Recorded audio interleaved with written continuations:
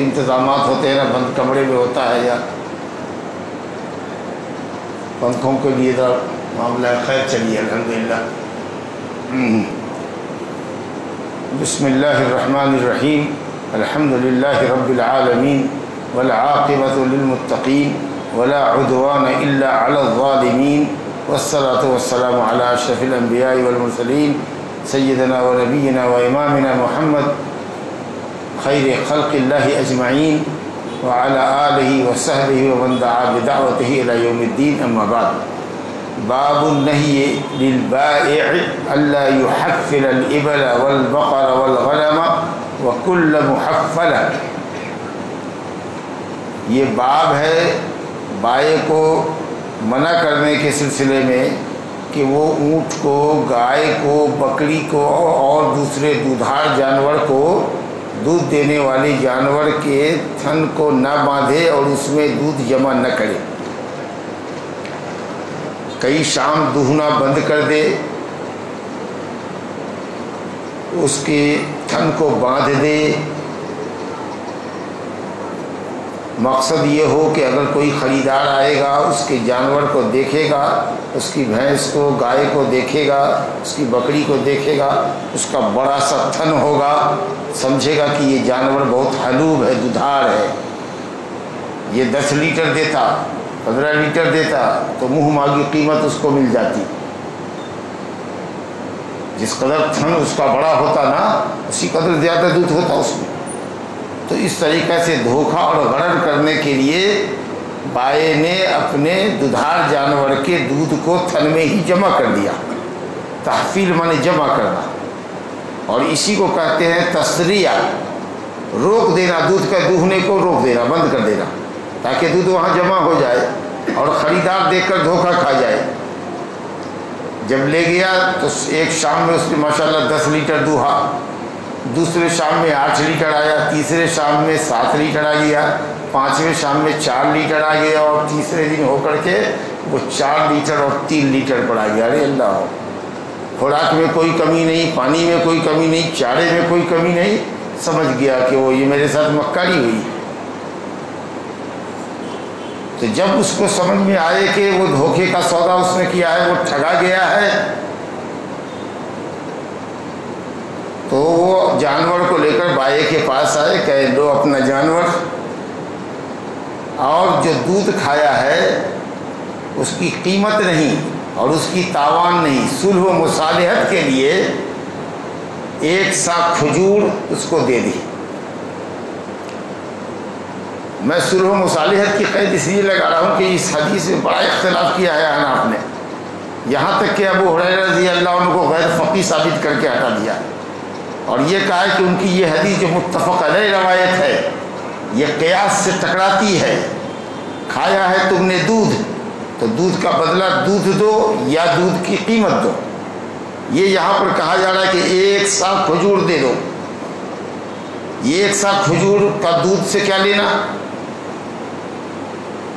امام بخاری رحمۃ اللہ علیہ اس حدیث کو باب الصلح کے اندر بھی لائے ہیں، یہ بتانے کے لیے کہ یہ جو 1 سا کھجور دے رہا ہے خریدار، یہ نہ دودھ کی قیمت ہے نہ دودھ کا تاوان ہے، یہ ایک صلح کی رقم ہے کہ اس پر ہم دونوں صلح کر لیں. نبی صلی اللہ علیہ وسلم نے ایک رقم متعین کر دی، 1 سا کھجور، 3 کلو کھجور، یہ صلح کی ایک رقم ہے، کیونکہ دودھ تمہارے پاس تو جمع تھا ہی. پھر جب خریدار اس کو لے کر کے چلتا ہے تو پھر راستے میں اس کو چارہ پانی بھی کھلاتا ہے، گھر جانے کے بعد اس کو چارہ پانی دیتا ہے. عام طریقے سے جانور کو دوہنے کے وقت میں، اس کا دودھ گاڑنے کے وقت میں اس کو کچھ کھلانے کے لیے اس کے سامنے لگاتے ہیں، گھاس بھوسا ڈالتے ہیں اس کے پاس. جب وہ کھاتا ہے تو دوہتا ہے. تو دودھ تو کچھ تمہارے یہاں سے بھی تھا، کچھ راستے میں پیدا ہوا، کچھ ہمارے یہاں آیا تو میں نے اس کو کھانا دیا. سمجھا کہ شام میں دوہیں گے، ابھی اس کو کھانا پانی دیا. کتنا دودھ تھا پہلے سے اور اب بعد کو کتنا پیدا ہوا، یہ اس تھن کے اندر کوئی بھی نہیں جانتا، نہ تم جانتے نہ ہم جانتے. اس لیے یہ جھگڑا جو ہے ہمارے تمہارے درمیان کہ کتنا دیں، شریعت نے فیصلہ کر دیا کہ 1 سا کھجور دے دو بس، اور لے کر کے اپنا پیسہ آ جاؤ اور جانور والے کا جانور واپس کرو. آپ سمجھ رہے ہیں؟ تو یہ کہنا کہ یہ تاوان کے خلاف ہے، یہ زمان کے خلاف ہے، دودھ کھایا ہے تو دودھ دو، نہیں تو دودھ کی قیمت دو، اصلاً یہ اس سے اس کا تعلق ہی نہیں ہے۔ اگر شریعت یہ کہتی کہ کچھ نہ دو، دھوکے باز ہے تو بھی چلتا، چہ جائے کہ چلو تم نے کھلایا ہے اور 2-3 شام نہ دوہ کر کے اس کے دودھ کو جمع کیا ہے تو چلو بھائی 3 کلو کھجور دے دیتے ہیں۔ ایک تو یہ اعتراض کیا، دوسرا یہ اعتراض کیا کہ کہیں پر آتا ہے صاع من تمر، کہیں پر آتا ہے صاع من طعام، کہیں پر صاع من ہندۃ، تو کئی الفاظ ہوتے ہیں۔ امام بخاری نے اس کو یہ کہہ کے رد کر دیا کہ وہ تمر و اکثر حدیث کے اندر تمر کا لفظ ہے، تو اس لیے جس میں جو لفظ زیادہ آیا ہے اس کی روایت کو ترجیح حاصل ہوگی۔ تو یہ بھی نہیں کہہ سکتے کہ یہ معاملہ غلط ہے، یعنی ٹکرا بھی نہیں سکتے کہ الفاظ مختلف آئے ہیں، تمر آیا ہے تو طعام آیا ہے تو کیا دینے کا، حالانکہ خود حدیث کے اندر ہے مسلم میں کہ صاع من طعام لا صبرا، ایک سا طعام دو، گیہوں نہیں، مطلب یہ کہ تمر جو تمہاری خوراک ہے۔ اب ہمارے یہاں جو طعام ہوگا وہ ہم وہی دیں گے، ہمارے یہاں چاول ہے، ہم 3 کلو چاول تم کو لوٹا دیں گے، 3 کلو آٹا لوٹا دیں گے، سمجھا کہ نہیں؟ جو غالب قوت البلد ہے، شہر کی جو میجر خوراک ہے جس کو عام طریقہ سے لوگ کھاتے ہیں، وہ ایک ساتھ صلح کی رقم کے طور پر اس کو دے دو، معاملہ ختم ہے۔ اپنے قیاس کو چھوڑو، حدیث پر عمل کرو، سیدھی سی بات۔ طوفان کھڑا کر دیا اس حدیث کے اوپر حنفیوں نے اور کنڈم کر دیا اس حدیث کو، کہا کہ یہ قیاس جلی کے خلاف ہے۔ قیاس تو یہ چاہتا ہے کہ آپ نے دودھ کھایا ہے تو دودھ کا دودھ دیجیے یا پھر دودھ کا تاوان دیجیے، تو تاوان مثلی دیجیے، جس چیز کو توڑا ہے کھایا ہے اگر وہ چیز دستیاب ہے بازار میں تو وہی دیجیے، ورنہ اس کی قیمت دیجیے۔ یہ حدیث تاوان کے قاعدے کے خلاف ہے۔ اصلاً یہ کہ آپ نے سمجھا ہی نہیں ہے اس حدیث کو، یہ تاوان ہے ہی نہیں، یہ مصالحت کی رقم ہے۔ چلیے، اسی کو کہتے ہیں تسریہ، باب التسریہ کر کے آتا ہے، سرہ سلیم بانٹ دینا۔ جب آدمی پانی کو بانٹ دیتا ہے تو کہتا ہے کہ تسریہ کیا، پانی کو روک دیا۔ امام بخاری کہتے ہیں والمسرات التي سري لبنها، جس کا دودھ بانٹ دیا گیا ہو، حقن فیہ، اور اس کے تھن میں جمع کر دیا گیا ہو، کئی دنوں سے دوہا نہ گیا ہو۔ دھوکے باز خریدار کو دھوکے میں ڈالتا ہے۔ تسریہ کا لغوی معنی ہوتا ہے پانی کو گھیرنا، اسی سے عربی میں کہتے ہیں سریت الماء اذا حبستہ، جب تو پانی کو گھیر دے۔ اب جب یہ حدیث آپ نے پڑھ لی تو امام بخاری کہتے ہیں قال حدثنا ابن بکیر قال حدثنا لیث عن جعفر بن ربیعہ الأعرج قال ابو ہریرہ رضی اللہ عنہ عن النبی صلی اللہ علیہ وسلم لا تصر الابل والغنم فمن ابتاعها بعد فإنه بخير النظرين بعد ان يحتلبها ان شاء امسك وان شاء ردها والساعة تمرین۔ نبی نے فرمایا کہ اونٹ کو، گائے کو، اونٹ کو اور بکری کا تسریہ نہ کرو، اس کے دودھ کو نہ روکو، اس کے دودھ کو تھن میں جمع نہ کرو۔ اگر کوئی شخص ایسے جانور کو، مسرات جانور کو جس کا دودھ کئی دنوں سے دوہا نہ گیا ہو، خرید لے اور اس کو پتہ چلے کہ وہ دھوکے میں پڑ گیا ہے، اس کو ٹھگا گیا ہے، تو اب اس کے بعد خریدنے کے بعد اس کو اختیار ہے، 2 رائےوں میں سے جو رائے پسند کرے، چاہتا ہے رکھ لینا تو رکھ لے اسی قیمت پر، یا چاہتا ہے تو دوہنے کے بعد اس کو واپس کرائے، اور وہ جب جانور کو واپس کرنے جائے تو 1 سا کھجور بھی لیتا جائے۔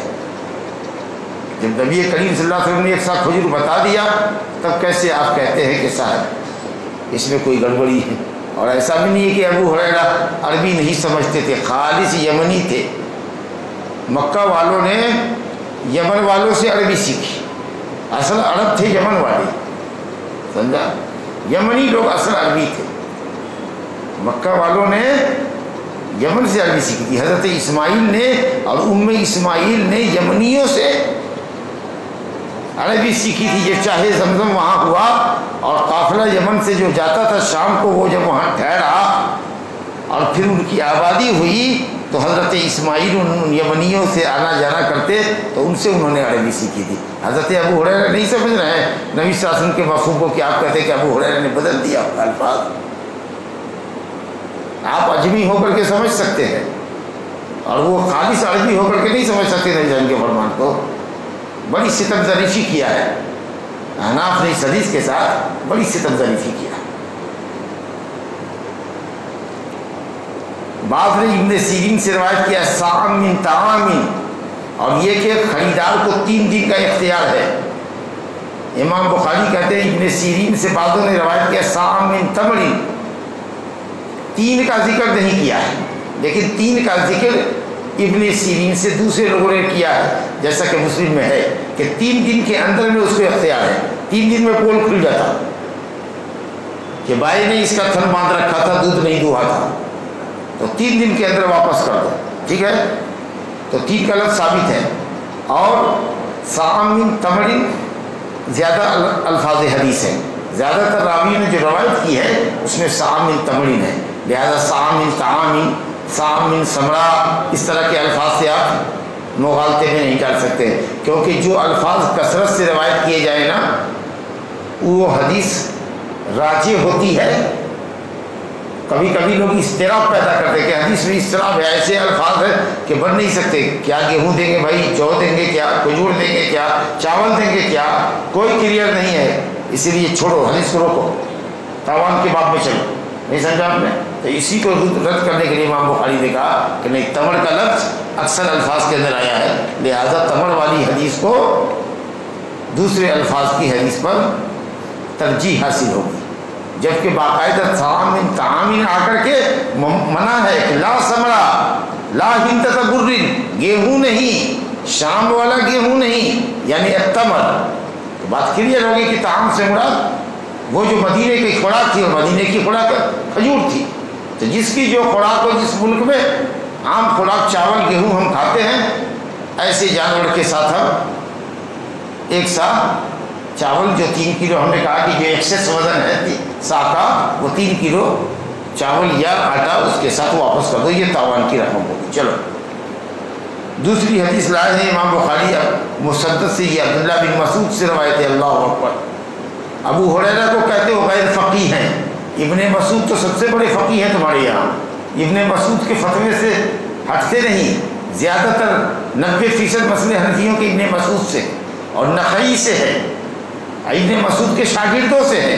یہ حدیث تو ابن مسعود جیسے فقیہ اعظم صحابی سے بھی منقول ہے کہ نبی صلی اللہ علیہ وسلم نے فرمایا جس نے خریدا محفلہ بکری، جس کا تھن باندھ دیا گیا، دودھ نہ دوہا گیا ہو، فردھا، تو وہ بکری کو واپس کر دے، وَلْيَرُدَّ مَعَهَا صَاعًا مِّن تَمَرٍ، ایک ساتھ کھجور واپس کر دے۔ تو بیچارے ابو ہریرہ پر ہی نزلہ کیوں کہ وہ غیر فقیہ صحابی ہیں، یہ تو تمہارے فقیہ اعظم ہیں عبداللہ بن مسعود، ارے وہ ہم سب کے صحابی ہیں، ہم سب کے بزرگ ہیں، لیکن زیادہ تر مسائل پر اعتماد کرتے ہیں حنفیہ عبداللہ بن مسعود کے فتوے کو، وہ بھی تو یہاں وہی حدیث کہہ رہے ہیں کہ ایک ساتھ کھجور واپس کر دو، لا الہ الا اللہ۔ اور ان کی حدیث میں ایک لفظ اور ہے، وہ نہى النبی صلی اللہ علیہ وسلم ان تلقى البیوع، بیچی جانے والی چیزیں جو بازار میں آ رہی ہیں شہر سے باہر جا کر کے اس کو خریدنے سے نبی صلی اللہ علیہ وسلم نے منع فرمایا، بازار میں گردے دو۔ جب بازار میں بہت زیادہ سامان آ جاتا اور کئی جہتوں سے آ جاتا تو بازار والوں کو فائدہ ہوگا، جتنی زیادہ آمد ہوگی پھلوں کی سبزیوں کی مارکیٹ میں ریٹ اس کا اتنا کم ہوگا۔ تم ایک نے اس کو ہیک کر لیا بازار سے باہر ہی، اور اس کے بعد جو ہے تم جیسے چاہتے ہو بیچ رہے ہو، یہ باب حدیث میں آئے گا اپنی جگہ پر بھی، ایک الگ سے باب آئے گا۔ تیسری حدیث جو امام بخاری اس باب میں لائے ہیں عبداللہ بن یوسف کی، اس کو بھی امام بخاری نے اپنی سند سے ابو ہریرہ رضی اللہ عنہ سے روایت کیا ہے کہ رسول اللہ صلی اللہ علیہ وسلم نے فرمایا لا تلقوا الرکبان، سواروں کو تلقی نہ کرو، یعنی ان کو اچک مت لو، وہی شہر میں آنے سے گھسنے سے پہلے، کیونکہ عام طریقے سے سامان بیچنے والے جو ہوتے ہیں دیہاتوں سے آتے ہیں تو کوئی ایک نہیں ہوتا، کئی ایک ہوتے ہیں، اور جانوروں پر لاد کر سامان اپنا لاتے ہیں، لاریوں پہ لاد کے لاتے ہیں، تو سوار ہو یا پیدل ہو، سنگل آدمی لے کے آ رہا ہو کہ جماعت کے ساتھ سامان آ رہا ہو، مارکیٹ میں اترنے سے پہلے سامان کو شہر سے باہر جا کر اس کو خرید لینا یہ جائز نہیں ہے، ممانعت ہے، یہ مسئلہ بھی اپنی جگہ آئے گا۔ وَلَا يَبِيعُ بَعْضُكُمْ عَلَىٰ بَيْعِ بَعْضٍ، اور تم میں کا کوئی کسی کے بے پر بے نہ کرے، یہ گفتگو کل ہم پڑھ چکے ہیں، اگر آپ کنٹینیو ہمارے درس میں ہیں تو یہ بات آپ کل پڑھ چکے ہیں کہ اگر بے ہو چکی ہے، خرید ہو چکی ہے، تو بائے کے پاس جا کر کے کہ بھائی اس سے واپس لے لو، میں زیادہ مہنگا دیتا، یا خریدار کو کہنا کہ تم واپس کر دو، میں اس سے سستے میں تم کو دے دیتا، یہ جائز نہیں۔ اور یہ حدیث کا ٹکڑا بھی ہم پڑھ چکے ہیں، ولا یبیع حاضر لبادی، شہری دیہاتی کے لیے بیع و شراء نہ کرے۔ اگر خیر خواہی ہو، دام بتا دے کہ مارکیٹ میں ایسی اس ریٹ کی چیزیں ہیں، جاؤ کسی فلاں مارکیٹ میں چلے جاؤ، وہاں جا کر کے خریدو، لیکن چلو تمہارا سامان ہم بچوا دیتے ہیں، تمہاری ضرورت کا سامان ہم خریدوا دیتے ہیں، سمجھا کہ نہیں؟ ہم نے پہلے بھی بتایا ہے آپ کو کہ امام بخاری ابن عباس رضی اللہ عنہ کہتے ہیں کہ اگر دلالی لیے بغیر ہو تو جائز ہے، یہ خیر خواہی ہے خریدار کی، سمجھا کہ نہیں؟ بائے کا دلال نہیں ہے، وہ دکاندار کا دلال نہیں ہے، لیکن جمہور علماء نے کہا کہ خیر خواہی کے باب سے اس باب کو الگ رکھو، کیونکہ نبی نے فرمایا ہے دعوا الناس یرزق اللہ بعضهم من بعض، لوگوں کو ان کے ہاتھ میں چھوڑو، اللہ بعض کو بعض سے روزی دیتا ہے، کہیں کم کہیں زیادہ روزی ملتی ہے، لوگوں کو کرنے دو اپنا معاملہ، تم اپنی ہوشیاری سے خود فائدہ اٹھاؤ، لیکن ان کو رہنے دو، جو جیسے جاتے ہیں ویسا کرنے دو۔ اس کے بعد فرمایا ولا تصر الغنم، بکری کا تسریہ نہ کرو، ہی دودھ جمع نہ کرو، جو خریدے گا ایسی بکری اس کو دو رائے میں جو رائے پسند آئے وہ دودھنے کے بعد عمل کرے۔ ان رضیہ امسکا، اگر ایسی دودھار جانور ہو جس میں تسریہ ہوا ہے، جس کا دودھ جمع کر کے رکھا گیا ہے، اگر پسند ہے تو رکھ لو بھیا، نہیں اگر ناپسند ہے تو ردہا وصاعا من تمر، ایک ساتھ کھجور کے ساتھ اس کے جانور کو واپس کر دو۔ یہ تمام باتیں اس موضوع کے اندر ہے۔ یہ 65ویں باب کے اندر بھی امام بخاری نے محمد ابن عمر کے حوالے سے حدیث ذکر کی ہے، اس کے اندر بھی ٹھیک یہی مضمون ہے۔ ابو ہریرہ سے روایت ہے کہ جس نے کسی غنم مسرات کو خریدا اور اس کو دوہا تو اگر راضی ہو تو روک لے، اور اگر ناراض ہے تو اس کو اس کے دوہنے کے بدلے میں فی حلبت، جو اس نے دوہا ہے اس پر صلح کی رقم کہ کتنا دودھ پہلے سے تھا کتنا بعد میں پیدا ہوا، ایک ساتھ کھجور بطور صلح کے اس کو واپس کر دے۔ چلیے، یہ تو مسئلہ تھا، ایک مسئلہ تھا بنیادی طور پر کس کا؟ اس جانور کا جس کے تھن میں دودھ کو بائے نے روک رکھا ہو۔ تو کیا رول ہے اسلام کا؟ دوہنے کے بعد 3 دن کے اندر میں آپ ایسے جانور میں اگر سمجھتے ہیں کہ دھوکے کے شکار ہوئے ہیں تو واپس کر دیجئے، جو خوراک کھاتے ہیں وہ لے جا کر کے دے دیجئے اس کو ایک ساتھ۔ اب جو باب ہے ہمارے سامنے ہے وہ باب و بیع عبد الزانی، زناکار غلام ہے اس کو بیچ ڈالو۔ ایک مرتبہ زناکاری کیا لونڈی نے، سمجھا کہ نہیں، اس کو ڈانٹا، 50 کوڑے لگائے، 50 جوتے لگائے۔ شادی شدہ بھی ہونا تو اس کو رجم نہیں کرتے، آدھا دینا ہے، آزاد کا آدھا۔ فَإِنْ أَتَيْنَ بِفَاحِشَةٍ فَعَلَيْهِنَّ نِصْفُ مَا عَلَى الْمُحْصَنَاتِ مِنَ الْعَذَابِ، آزاد کا آدھا، تو آدھا رجم کا آدھا ہوگا یا 100 کوڑے کا آدھا 50 کوڑا ہوگا؟ ہے کوڑے کا ہوگا۔ ارے رجم کتنے پتھر سے ہوگا بڑھے گا کون جانتا ہے؟ 100 پتھر لگے گا کہ 200 پتھر لگے گا کہ 500 پتھر لگے گا؟ بڑے پتھر سے تو مارنا نہیں ہے، جو پتھر ہوتا ہے اس سے مارنا ہے۔ اب وہ 1 گھنٹے میں بھی مر سکتا ہے، 2 گھنٹے میں مر سکتا ہے، 5 گھنٹے میں ہی مر سکتا ہے، تو اس لیے وہ سزا منضبط نہیں ہے کہ آپ اس کا آدھا کر دیں، ایکوریٹ نہیں ہے۔ لیکن 100 کوڑا جو کنوارے آزاد مرد اور عورت کی سزا ہے، یہ 100 محدود ہے، متعین ہے، تو اس کا آدھا 50 سال، ٹھیک ہے۔ اور جلا وطن بھی نہیں کرنا ہے اس کو، کیونکہ جلا وطن اگر کر دو گے 6 مہینے کے لیے تو اس کے آقا کو سزا ملے گی، اس کا 6 مہینہ کام کون کرے گا؟ اسے 50 کوڑے ہی لگیں گے۔ غلاموں کو اور لونڈیوں کو اگر وہ بدکاری کے جرم میں پکڑے جاتے ہیں تو 50 کوڑے ہی لگیں گے، سمجھے؟ اب 1 مرتبہ کوڑا کھایا، 2 مرتبہ کوڑا کھایا، 3 مرتبہ کوڑا کھایا، اس کی عادت سی چھوٹتی اس لونڈی کی جو آپ کے پاس ہے، تو 4تھی مرتبہ میں کہا کہ اگر ایک بال کی چوٹی کے ذریعے اگر بکتی ہے، یعنی اگر معمولی قیمت بھی اگر مل جاتی ہے تو اس کو واپس دے دو، بیچ دو، بے کر دو، بیچ دو۔ تو اگر آپ کو کوئی کہے کہ اگر یہ بات آپ کو پسند تو نہیں ہے کہ اس بدکارہ کو اپنے پاس رکھیں، تو آپ بیچ کیسے رہے ہیں؟ دوسرے کو بدکارہ دے رہے ہیں؟ جی جواب دیجیے آپ۔ بہت بیٹا کو لے کے آتے ہیں، گودی میں سلاتے ہیں، کوئی بھی جواب دے.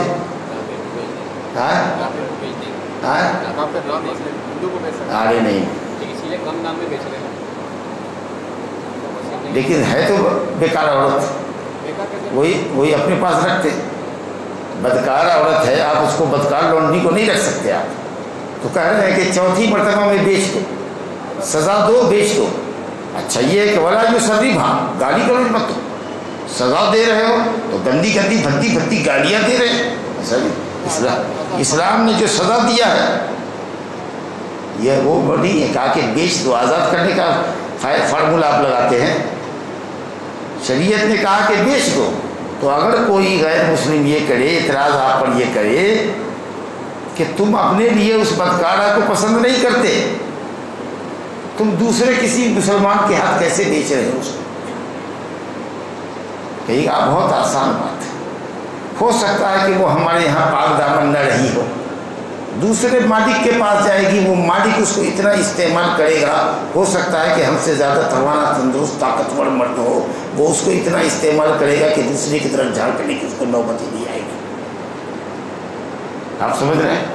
ہو سکتا ہے کہ وہ آدمی کا رکھ رکھاؤ اتنا ہو, ڈر اور بھے اس کا اتنا ہو کہ اس کو دیکھ کر کے وہ کپ کپاتی ہو کہ نہ جانے یہ کیا کرے گا میرے ساتھ, تو اس کے روب سے مرعوب ہو کر کے وہ کام نہ کرے گی. یا ہو سکتا ہے کہ اس کے ساتھ مل کے یمین لونڈی ہونے کی حیثیت سے اسے کثرت کے ساتھ مجامعت کرے گا. ہو سکتا ہے کہ اس کو آزاد کر کے اس سے شادی کر لے گا اور بیوی بنا کر کے باپردہ رکھے گا, جو تم نہیں کر رہے. تو اس کی اصلاح دوسری جگہ متوقع ہے, لیکن کہہ کے بیچو. ہاں کہ دیکھو بھائی یہ ہے بدکار, کئی مرتبہ سزا پا چکی, میرے سے نہیں سنبھلتی, میں تمہارے ہاتھ بیچ رہا ہوں, قیمت کچھ کم کر رہا ہوں, بتا رہا ہوں, اس پر ذرا دھیان رکھنا, نظر رکھنا. آپ سمجھے؟ آپ چھوڑے کہتے ہیں انشاء اللہ من الزنا. اب مان لیجئے کہ اگر آپ نے نہیں بتایا اور زانی غلام کو یا زانیہ لونڈی کو آپ نے بیچ دیا اور وہاں جا کر کے دوسرے خریدار کے پاس بھی اس کا راز کھلا کہ یہ تو ایسا ہے, تو آپ اس کو چاہیں تو زنا کے عیب کی بنیاد پر پلٹ سکتے ہیں, بائے کو واپس کر سکتے ہیں لوگ. حدیث دیکھیے, حدثنا عبداللہ بن یوسف قال حدثنا لیث قال حدثني سعید المقبوری عن ابیہ ابی ہریرہ رضی اللہ عنہ انہ سمعہ یقول قال النبی صلی اللہ علیہ وسلم اذا زنت الامۃ فتبین زناها. جب لونڈی زنا کاری کرے اور اس کا زنا واضح ہو جائے, فلیجلدها ولا یصرف, اس کو جلد کرے, کوڑا لگائے. جلد منے کوڑا, کیوں جلد کہتے ہیں کوڑے کو؟ کہ وہ جلد پر پڑتا ہے.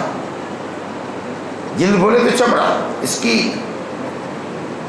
نہیں سمجھا؟ جلد مانے کوڑا. دیکھو زبردست سے کیسا معنی بدلتا ہے. کوڑا لگاؤ, جلد مارو, کیونکہ وہ جلد پہ پڑتا ہے.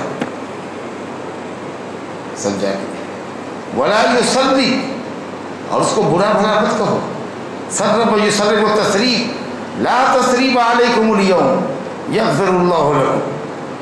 حضرت یوسف علیہ السلام نے کہا اپنے بھائیوں سے, مجرمین سے, لا تصریف علیکم اليوم, کوئی ملامت نہیں. تو مار بھی رہے ہیں, گالی بھی دے رہے ہیں, بدی بدی اس کو, اور سزا بھی دے رہے ہیں. نہیں, جو اسلام نے سزا مقرر کی ہے, 50 جوتا لگاؤ, 50 کوڑا لگاؤ. سمجھا نا؟ گالی کرو مت ہو. ثم ان زنت فلیجلدها ولا یصرف, دوبارہ زنا کرتی ہے سزا دو, گالی کرو مت. وان زنت الثالثہ, اور بعض روایت میں ہے وان زنت الرابعہ, چوتھی مرتبہ میں کرے تو اس کو بیچ دو. ولو بحبل من شعر, چاہے بال کی ایک رسی سے ہی کیوں نہ ہو. بال سے جو رسی بنی جاتی ہے, جانوروں کے بال سے ہو, اگر اس سے رسی بنی جاتی ہے کم پیسے کی ہوتی ہے. ولو بظفیر, چاہے بال میں بدھی لگنے والی چوٹی جو ہوتی ہے بازار میں ملتی ہے نا, چوٹی ملتی ہے کہ نہیں آپ کو؟ ارے کالی لال پیلی چوٹی نہیں ہوتی ہے, عورتیں بال میں لگاتی ہے, ریبن وغیرہ نہیں ہوتا ہے. 1-2 ریبن کے عوض بھیج دو, کم سے کم دام میں بھی اگر بکتی ہے تو بیچو, اپنے پاس نہ رکھو. علت اور وجہ کیا ہے وہ آپ نے سن لیا, سمجھا کہ نہیں, مگر خبر کر کے کہو. اسلامی حکومت مارے گی, اپن بھی مار سکتے ہیں. نہیں, کوڑا تو اسلامی حکومت ہی مارے گی. یہ بہت اچھا سوال کیا. کوئی نبی صلی اللہ علیہ وسلم کو گالی دے دے یا چند مسلمان پکڑ کے قتل کر دیتے, تم پر مرڈر کا کیس ہو جائے گا, مقدمہ ہے.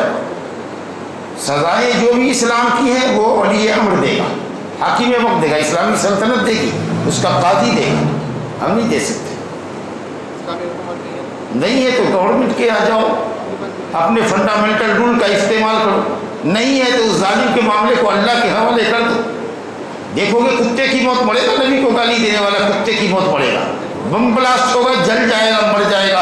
ابھی ڈنمارک کے آدمی کا کیا حال ہوا نہیں پتا چلا تم کو؟ ڈنمارک کے اس آدمی کا جس نے رسول کو گالی دی تھی کتنا برا حشر ہوا اس کا، سوشل میڈیا پہ سب بات تھی کہ نہیں تھی؟ اللہ اس کتے کو مرے گا۔ لیکن ہمارے پاس حکومت نہیں ہے، لا اینڈ آرڈر کو اپنے ہاتھ میں لوگے تم جاؤ گے جیل کی چکی پیس لو گے۔ چلو اللہ خیر المنتقمین ہے، بہتر انتقام لینے والا ہے۔ چلیے چلا باب الشراء والبیع مع النساء، عورتوں سے بیع و شراء کر سکتے ہیں نہ؟ اندر میں عورت ہے، باہر سے آپ گئے، سمجھا کہ نہیں؟ کر سکتے ہیں، عورت بھی خرید و فروخت کر سکتی ہے۔ آپ کے پاس کچھ سامان ہے، بڑھتے ہیں، عورت کا فون آتا ہے بھئی ایسا ہے کہ کسی بچے کے ذریعے ہمارے ہاؤس نمبر اتنے پر 5 عدد بڑھتے بھجواؤ، سمجھا کہ نہیں؟ وہ قیمت کا لحاظ کر کے مناسب قیمت کا بل بھیجو، سمجھا کہ نہیں؟ میں واپس کرتی، پیسے واپس کرتی۔ کر سکتے کہ نہیں کر سکتے؟ چلو ٹھیک ہے۔ امام بخاری نے اپنی سند سے حدثنا ابو الیمان اخبرنا شعیب عن زہری قال عروۃ بن الزبیر قالت عائشہ رضی اللہ عنہا دخل علی رسول اللہ صلی اللہ علیہ وسلم فذكرت له فقال صلی اللہ علیہ وسلم اشتريتي واعتقي فانما الولاء لمن اعتق الى آخره۔ یہ اس میں واقعہ ہے حضرت عائشہ رضی اللہ عنہا کا۔ حضرت عائشہ رضی اللہ عنہا نے انصاریوں سے بریرہ لونڈی کو خریدا تھا، سمجھا کہ کچھ اوقیہ چاندی کے اوپر حضرت بریرہ نے اپنے مالکوں سے مکاتبت کر لیا تھا کہ میں اگر اتنے پیسے دے دیتی آپ کو تو کیا آپ مجھے کو آزاد کر دیں گے؟ کہا کہ ہاں۔ تو جب اس رقم کے لیے مدد مانگنے کے لیے زکوٰۃ وغیرہ کی رقم سے بھی آپ ان کو دے سکتے ہیں تاکہ غلام آزاد ہو جائے۔ تو حضرت عائشہ رضی اللہ عنہ کے پاس وہ آئی بریرہ، کہا کہ میں نے ایسی ایسی کتابت کیا ہے، اگر کچھ رقم آپ سے مل جاتی تو میں مالکان کو ادا کر دیتی، میں چندے جمع کر رہی ہوں، تعاون جمع کر رہی ہوں۔ حضرت عائشہ نے کہا کہ ایسا کرو کہ میں پوری قیمت تمہارے مالکان کو دے دیتی، ان کو کہو کہ وہ ہمارے ہاتھ بیچ دیں۔ آپ سمجھ رہے ہیں؟ تم کو وہ بیچ دے، تو آزاد مت ہو، چندہ لے کر کے آزاد ہو جاتی تو چلی جاتی، تو آزاد مت ہو، کتابت کو ختم کر دے، جتنے روپے پر انہوں نے تمہاری آزادی رکھی ہے اتنے روپے پر میں خرید لیتی ہوں اور پھر میں آزاد کر دیتی ہوں۔ سمجھا؟ تو کہاں تک چندے جمع کرے گی؟ تعاون لیتی رہے گی، لوگوں سے مانگتی رہے گی، میں ایک مرتبہ تمہاری ساری قیمت دے دیتی، تو لے جا کے ان کو دے دے، یہ کہہ کہ وہ میرے ہاتھ بیچ دے، اور میں آزاد کروں گی تو ولائی عتق میرا ہوگا، آزاد کرنے کا کریڈٹ میرے سر آئے گا، اور جب تو آزاد ہوگی اور کبھی تو مال والی ہوگی اور تیرے پاس قریبی کوئی وارث نہیں ہوں گے تو میں تیرے مال کی وارث ہوں گی۔ یہ بینیفٹ ہوتا ہے آزاد کرنے والے کا، آپ سمجھ رہے ہیں؟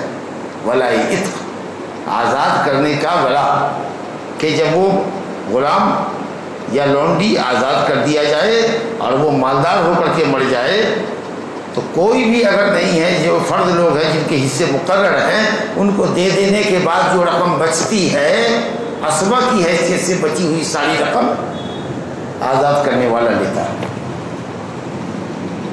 یہ اسلام کا حق ہے، جیسے کوئی باپ اپنے بیٹے کو جنم دیتا ہے اس طریقے سے ایک آزاد کرنے والے غلام کو ایک نئی زندگی دیتا ہے۔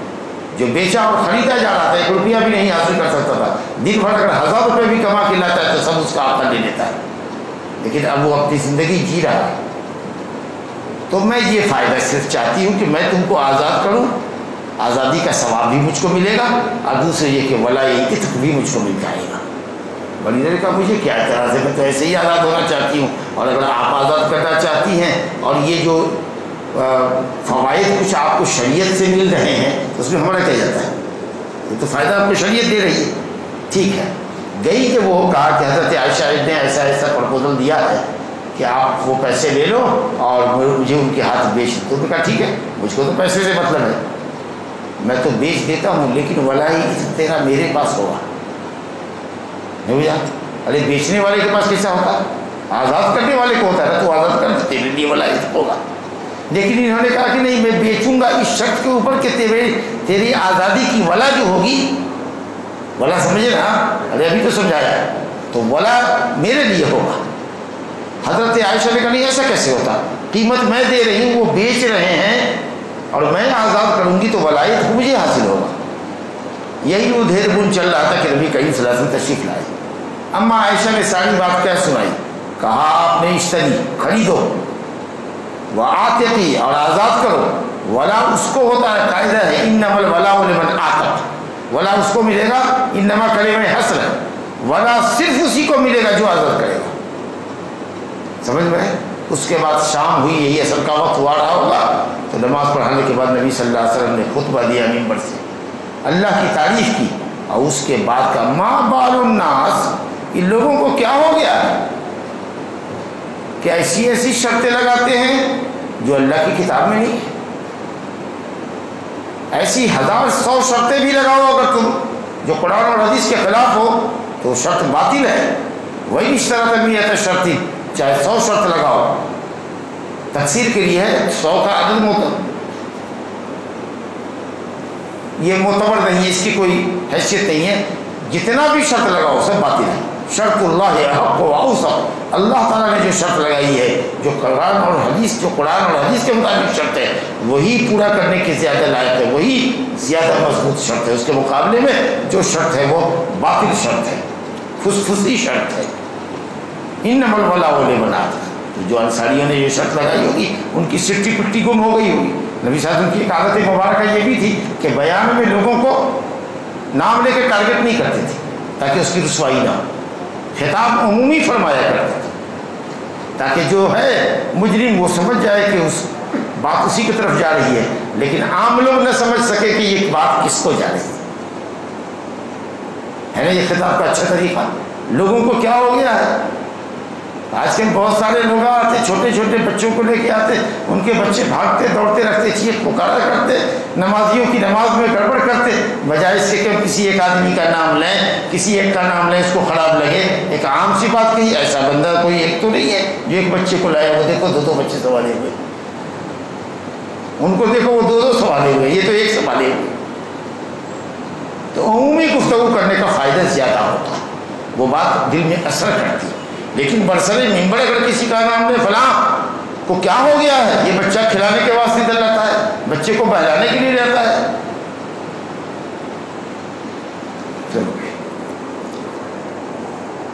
دوسری حدیث ہے, اس میں بھی یہی بات ہے. حدثنا حسان بن عباد کی روایت ہے, حضرت عائشہ نے کہا اگر انکار کرتے ہیں, سمجھا کہ نہیں, اب آپ انکار کرتے کہ بیچیں گے مگر والا شرط لگنے جائے, ان کے شرط لگانے سے کیا ہوگا. انما الولاء لمن اعتق. قلت لنافع حرا كان زوجها عبدا, میں نے نافع سے پوچھا کہ وہ کون تھے, اس کا شوہر آزاد تھا کہ غلام تھا.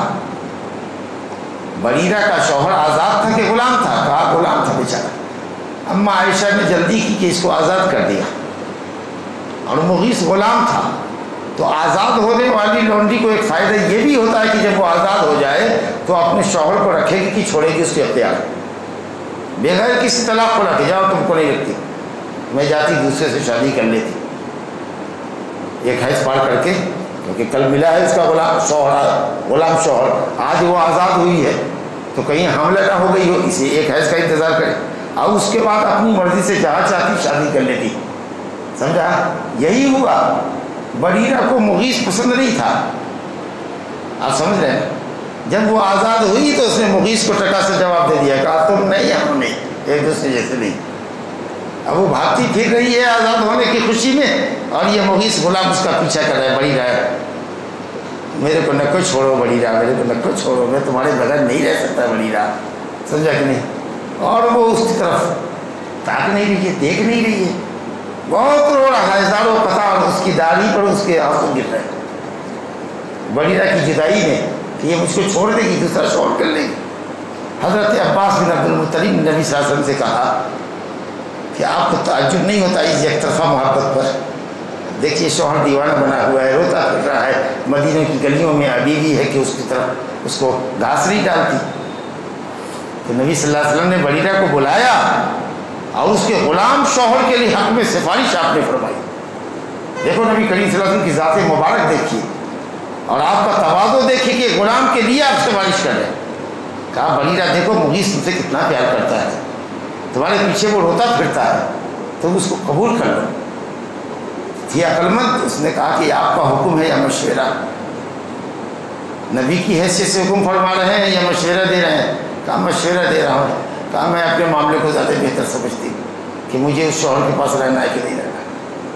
گویا نہیں قبول کیا اس نے، نہیں قبول کیا۔ تو وہی ضمناً بریرہ کا ذکر آیا، سمجھا کہ نہیں؟ تو حمام کہتے ہیں راوی کہ میں نے نافع سے پوچھ دیا، عبداللہ بن عمر کے آزاد کرتا غلام تھے نافع، میں نے پوچھ دیا کہ میاں نافع بتائیے تو بریرہ کا شوہر غلام تھا کہ آزاد تھا جس وقت بریرہ آزاد ہوئی؟ کہا بابا مجھے نہیں معلوم، لیکن دوسری حدیثوں میں پورا واقعہ ہے کہ وہ غلام ہی تھا۔ اب چلیے یہ حدیث آ گئی جو پہلے بھی آپ پڑھ کے آ چکے ہیں کہ شہری دیہاتی کے لیے نہ بیچے، لیکن امام بخاری نے قید دیا بغیر اجرین، کیا شہری دیہاتی کے لیے بغیر اجرت لیے ہوئے، اس سے اجرت لے یا اس سے اجرت لے، جس کے ہاتھ بیچ رہا ہے یا جس کے لیے خرید رہا ہے دیہاتیوں کا مال، بغیر اجرت لیے ہوئے بھی کیا بیچ سکتا ہے کہ نہیں بیچ سکتا ہے؟ امام بخاری سوالیہ نشان لگا رہے ہیں۔ وَهَلْ يُعِينُهُ، کیا اس کی مدد کر سکتا ہے، کم سے کم اس کے ساتھ خیر خواہی کر سکتا ہے؟ نبی کریم صلی اللہ علیہ وسلم نے تو فرمایا ہے کہ جب تم میں کا کوئی خیر خواہانہ مشورہ دے تو اپنے بھائی کو مشورہ دے دو۔ اور حضرت عطا بھی کہتے ہیں کہ بغیر اجرت لیے ہوئے شہری دیہاتی کے لیے بیچ دیتا ہے۔ اس سب سے کچھ کیا سمجھ میں آتا ہے کہ امام بخاری مائل ہیں کہ خرید سکتا ہے بیچ سکتا ہے دیہاتی کے لیے؟ یہ ہم لوگ ایسے سمجھتے ہیں، یا علماء نے کہا کہ جب امام بخاری کوئی باب باندھے اور اس کے بعد میں کسی صحابی اور تابعی کا قول لائے اور اس پر اعتراض نہ کرے تو گویا کہ یہ ایویڈنس کے طور پر اپنی تائید میں پیش کر رہے ہیں کہ دیکھو جو بات میں کہنے جا رہا ہوں یا میں کہنا چاہتا ہوں وہ اپرووڈ ہے اس حدیث سے بھی کہ جب تم میں کا کوئی کسی سے خیر خواہی چاہے تو خیر خواہی کر دے۔ اور حضرت عطا تابعی ہے وہ بھی ایسا کہتے ہیں۔ تو ہم نے کہا کہ جب چاہے آپ سے خیر خواہی تو آپ خیر خواہانہ مشورہ دے دیجیے۔ آپ کہیں کو آگے آگے بڑھتے ہیں، تم دیہات سے آئے، شہر والے ٹھگ لیتے تمہیں، چلو میں بیچ دیتا ہوں۔ ارے میں تم سے کچھ نہیں لوں گا بھائی، ایک دم صحیح دام تم کو دلواؤں گا، میرا کام ہی ہے بازار میں گھوم گھوم کر کے یہ کام کرنا، لوگوں کو ٹھگنے سے بچانا۔ ایسا مت کرو بھائی، مشورہ مانگے تو مشورہ دے۔ بھائی مولوی صاحب اپنا یہ سامان ہے میں کہاں بیچوں، کہاں اس کی قیمت صحیح مل جائے گی؟ ایک مارکیٹ ہوتی ہے، چور مارکیٹ ہے بمبئی میں، ادھر ہے کہ نہیں معلوم نہیں ہے، سمجھا کہ نہیں؟ بھائی چور مارکیٹ میں نہیں جاتے، چلے جاؤ فلاں جگہ۔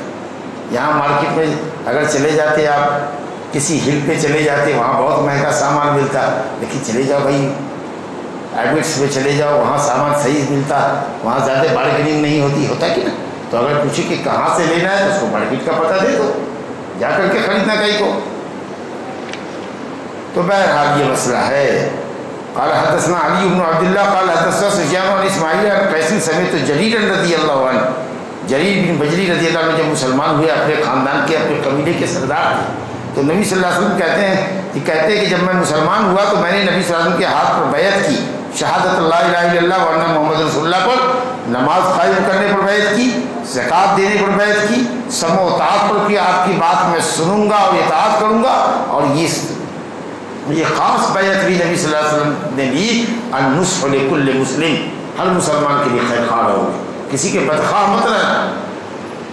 وہ اصل میں اسی لیے کہ یہ قوم کے سردار تھے، تو قوم کے سردار کو چاہیے نا کہ اپنے قوم کے لوگوں سے خیر خواہی کریں۔ جی جی بہرحال اسی خیر خواہی کے ضمن میں یہ لے کر کے آتے ہیں کہ شہری کا دیہاتیوں کے لیے بیچنا ایک طرح کی خیر خواہی ہے۔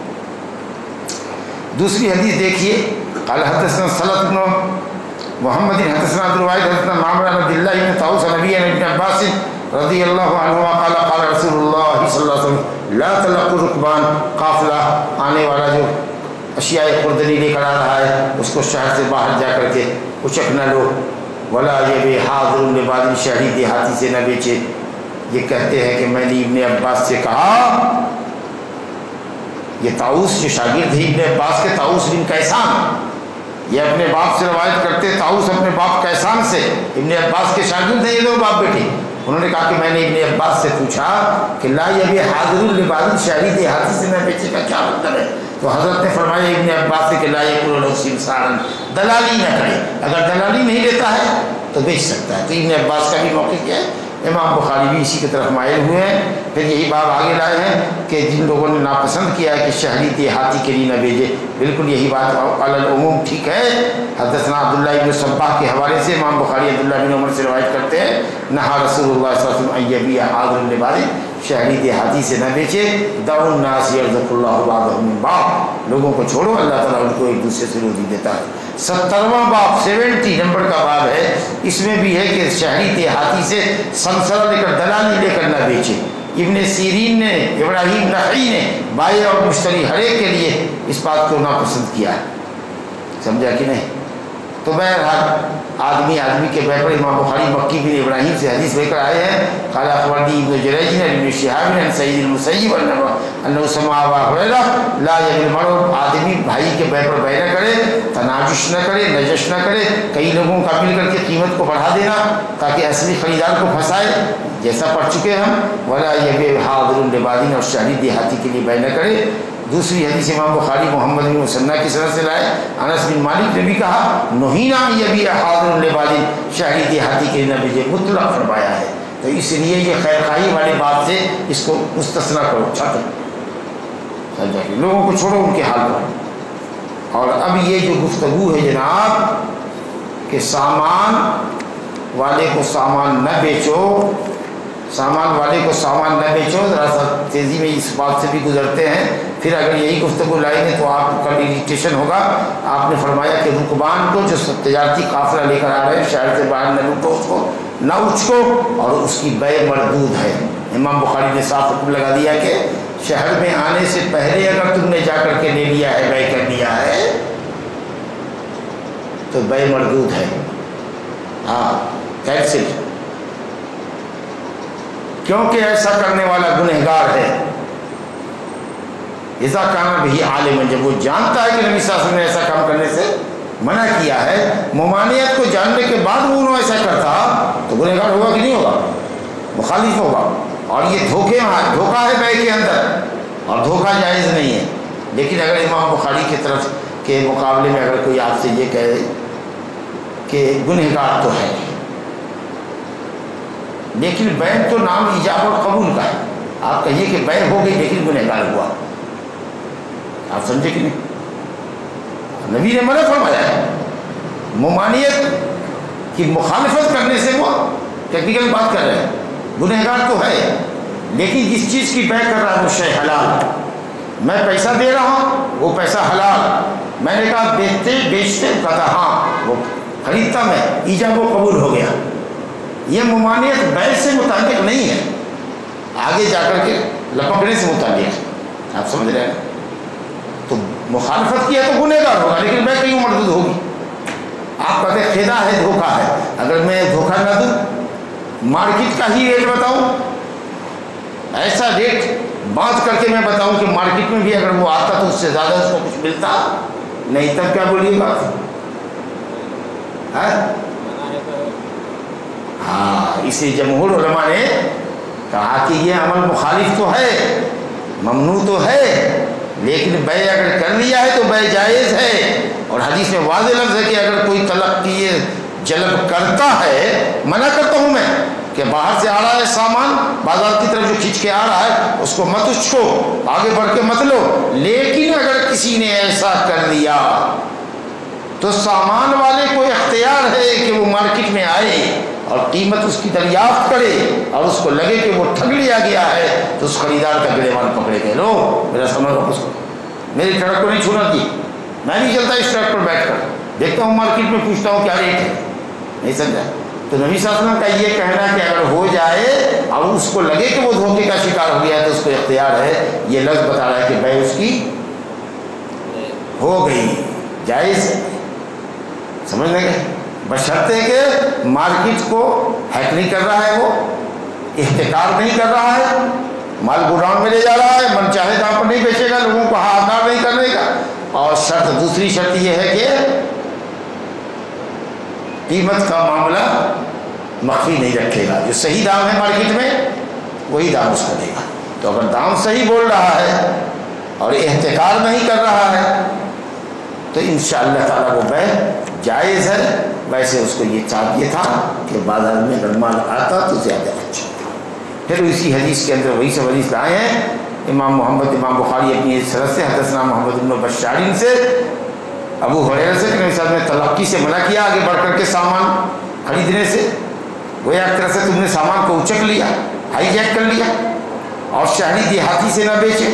دوسری حدیث ہے عیاش بن ولید سے ابن عباس سے کہ کوئی شہری دیہاتی کے لیے نہ بیچے, یعنی دلالی کے طور پر, جیسا کہ ابن عباس کا مسئلہ آپ نے پڑھا. تیسری حدیث مسدد کے حوالے سے لائے, وہ کہتے ہیں عبداللہ سے روایت ہے ابن مسعود سے کہ رسول اللہ نے کہا کہ جو محفلہ جانور کو خریدے جس کا دودھ تھن میں ہے, ایک ساتھ کھجور واپس کر دے, ایک ساتھ بیچے, ایک ساتھ واپس کر دے, یعنی کھجور, جیسا کہ انہوں نے آگے کہا ہے. نبی صلی اللہ علیہ وسلم نے تلقی بیوع سے شہر میں آنے والے بیع کو اچکنے سے منع فرما دیا ہے. چوتھی حدیث ہے عبداللہ بن یوسف سے, وہ عبداللہ بن عمر سے روایت ہے کہ رسول اللہ صلی اللہ علیہ وسلم نے فرمایا تم نے کہا کوئی کسی کے بیع پر بیع نہ کرے, اور سامان تجارت جو دیہاتوں سے آ رہا ہے اس کو شہر سے باہر جا کر کے نہ خریدے حتی یحبط بہا الی السوق, یہاں تک کہ اس مال کو بازار میں گرنے دے, بازار میں اس کو گرنے دے تب خریدے گا. اب ایک بات اور پڑھتے ہیں, اس کے بعد ختم کرتے ہیں. باب منتہی تلقی, یہ جو تلقی کا جو حکم ہے کہ ممانعت ہے, یہ کہاں جا کر کے, یہ کہاں سے اس کا اطلاق ہوگا کہ تم نے ناجائز کام کیا؟ تو حدیث یہ بتا رہی ہے کہ اعلی السوق, جہاں سے مارکیٹ شروع ہوتی ہے, اگر وہاں ہم نے خریدا تو یہ تلقی نہیں ہوئی. مارکیٹ سے پہلے نکل گئے, ایک گیپ ہے مارکیٹ میں اور بازار کے اندر, اور جو لا رہا ہے اپنی دیہاتوں سے اس میں گیپ ہے تو 4-5 کلومیٹر کا, ادھر چلے گئے تب منع ہے. لیکن اگر وہ لے کر کے بازار کے سرے پر آتا ہے جہاں سے مال بکتا ہے, تو اگر وہاں لیتا ہے تو انشاءاللہ یہ تلقی ہے رکبان میں یا تلقی ہے جلب میں, باہر سے دیہاتوں سے جو مال کھینچ کے شہر میں آ رہا ہے اس کو تلقی کرنا, اچک لینا, خرید لینا داخل نہیں ہوگا. تو کرائٹیریا کیا ہوا کہ بازار شروع ہونے سے پہلے خریدنا یہ تلقی ممنوع ہے. لیکن بازار جہاں سے شروع ہوتا ہے, مین مارکیٹ نہیں, بازار شروع ہو رہا ہے لیکن ایک خاص مین مارکیٹ ہوتی ہے سبزی کی, تو انشاءاللہ وہ تلقی میں داخل نہیں ہے. چنانچہ حدثنا موسیٰ بن اسماعیل قال حدثنا جویریہ نافع عبداللہ بن عمر سے روایت ہے کننا نتلقی الرکبان, ہم تجارتی قافلے کو تلقی کرتے تھے, اس سے خریدتے تھے کھانے کی اشیاء. نبی صلی اللہ علیہ وسلم نے کہا کہ ٹھیک ہے خریدتے ہو وہاں تو ٹھیک ہے, لیکن وہاں نہ بیچو جب تک کہ سوق الطعام میں, سبزی منڈی میں نہ لے کر کو آ جاؤ.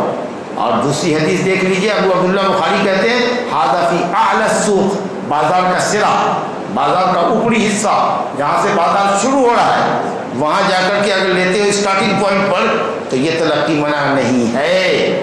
اور آخری حدیث ہے حدثنا مسدد حدثنا یحییٰ بن عبید اللہ قال حدثنی نافع عن عبداللہ یعنی عمر رضی اللہ عنہ سے روایت ہے کانوا یبتعون الطعام فی اعلی السوق, بازار کے فراز میں, نشیب میں نہیں, فراز میں, بلندی پر, اونچائی پر.